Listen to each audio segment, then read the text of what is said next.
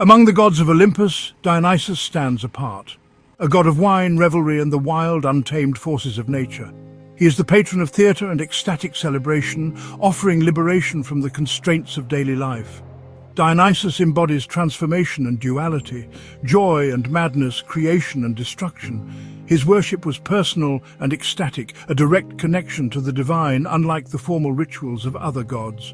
He bridges worlds, civilized and wild, mortal and divine, life and death, resonating with those who felt like outsiders. To understand Dionysus is to grasp the ancient world's embrace of the irrational and the liberating power of collective experience. Dionysus's image evolved from a bearded, dignified god to a youthful, androgynous figure reflecting his power to transcend boundaries.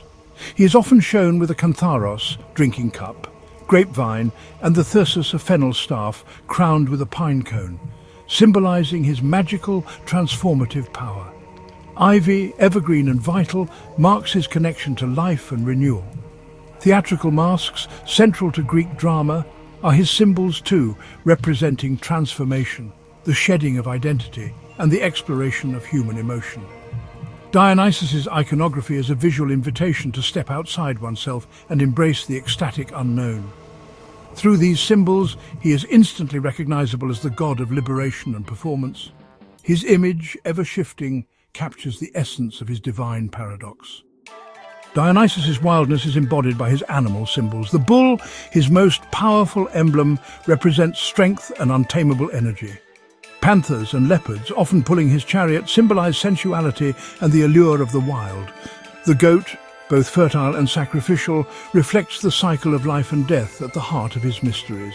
Serpents, linked to rebirth and the underworld, connect Dionysus to primal earth energies. These animals reveal his dominion over nature's most potent, unpredictable forces. Dionysus's gifts went far beyond wine. He was the force behind agricultural fertility, ensuring the earth's bounty and the community's survival. His festivals marked the rhythms of the land and the cycles of renewal. As the father of Western theatre, he inspired the great dramas of the Athens, transforming performance into a sacred communal act. Dionysus's myth of death and rebirth offered hope and transformation, promising new life after destruction. He was a god for all, embodying the power to break down the old and usher in the new. In every sense, Dionysus was the spirit of renewal and creative possibility. Dionysus, the enigmatic god of wine, theatre and ecstasy, holds a unique place in the pantheon of Greek mythology. His story is not just a tale of divine power, but also one of profound transformation and the blurring of boundaries between the mortal and immortal realms. Dionysus's story begins with a miraculous birth, a beginning shrouded in both tragedy and divine intervention. He was twice born, first from his mortal mother, Semele, consumed by Zeus's unveiled glory, and then, remarkably, from Zeus's own body. This second birth cemented his status as a god, forever linking him to the king of the gods. Marked by both mortality and divinity, a duality that defined his very essence, Dionysus straddled two worlds. To protect him from Hera's wrath, the jealous wife of Zeus, who sought to destroy any reminder of her husband's infidelity, he was hidden away. He was raised in the wild, nurtured by nymphs and satyrs, where he discovered the secrets of wine, a gift that would forever be associated with his name and power. This discovery was more than just a beverage. It was a key to unlocking altered states of consciousness and communal ecstasy.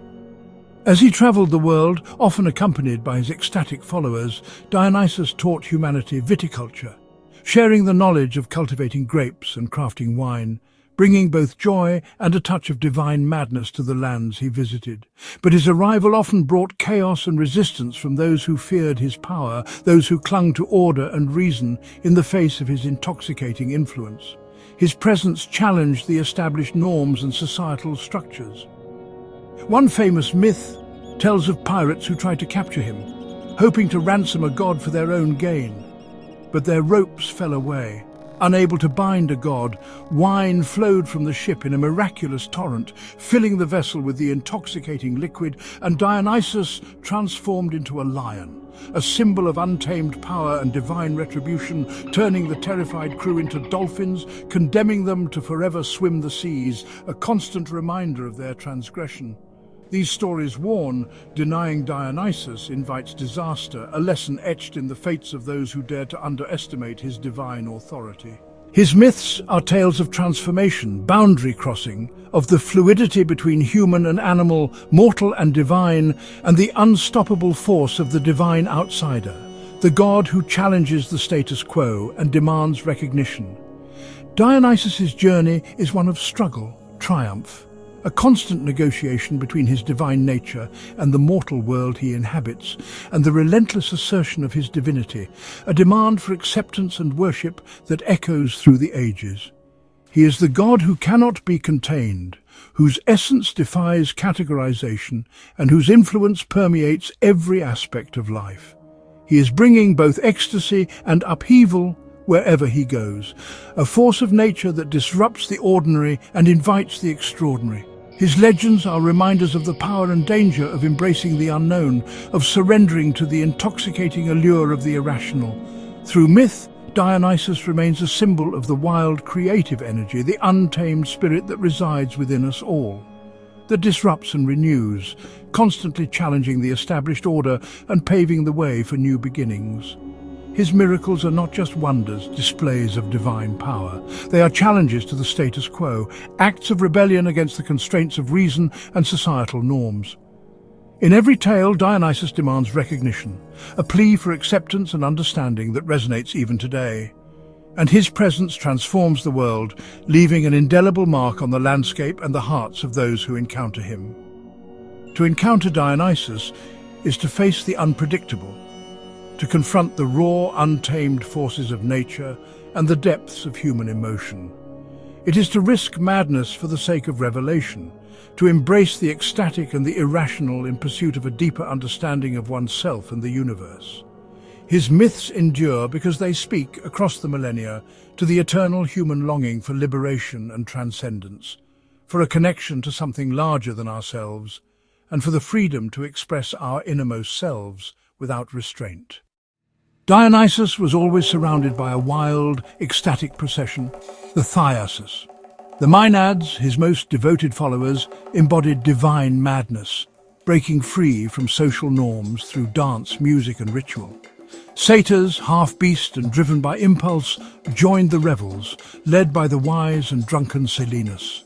Together, they formed a community where boundaries dissolved, gender roles, social hierarchies and inhibitions all fell away.